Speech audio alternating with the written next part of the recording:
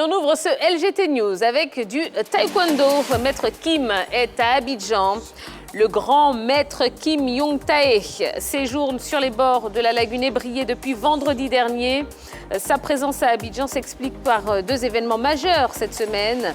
En plus du stage Cookie One auquel il prendra part, l'hôte de la Fédération ivoirienne de taekwondo participera à la cérémonie d'inauguration du centre sportif culturel et d'éthique ivoiro-coréen Alassane Ouattara, prévu ce 28 octobre en présence du chef de l'État.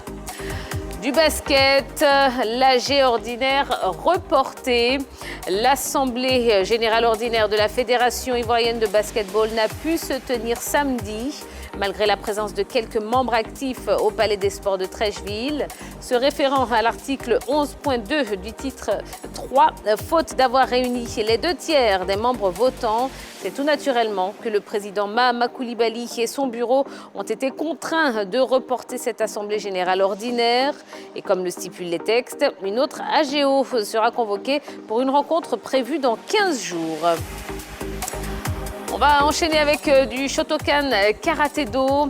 Les Shotokanais à l'école de maître Murakami.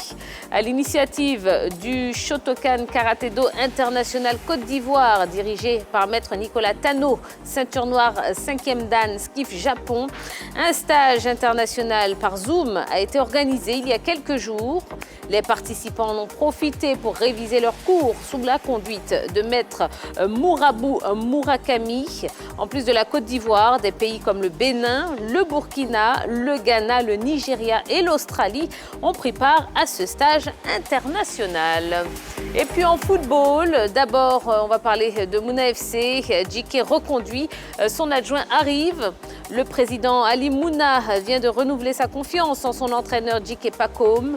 Le technicien ivoirien sera encore sur le banc de son équipe avec toujours comme objectif de la qualifier pour la Ligue 1.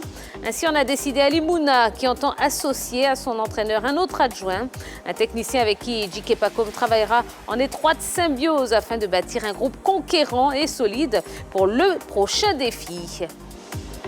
Sharaf, candidat à la MAFSI. L'amicale des arbitres de football de Côte d'Ivoire s'active pour le renouvellement de ses instances, telles que recommandées par le CNFIF. Aboubacar Sharaf, anciennement président, vient de faire connaître ses nouvelles ambitions, celle de diriger à nouveau cette amicale. Il l'a annoncé à ses pairs au cours d'une rencontre samedi dernier au mess de la garde républicaine de Yamoussoukro. Plusieurs commissions régionales des arbitres ont apporté leur soutien à Sharaf pour ce scrutin dont la date n'est pas encore connue.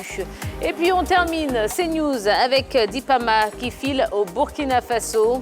Le milieu de terrain ivoirien Dipama Uriel Wilfried fera désormais ses preuves dans le championnat d'élite burkinabé. L'ancien sociétaire du RFC Aboisseau s'est en effet engagé avec le Racing Club de Bobo Dioulasso pour tout juste une saison.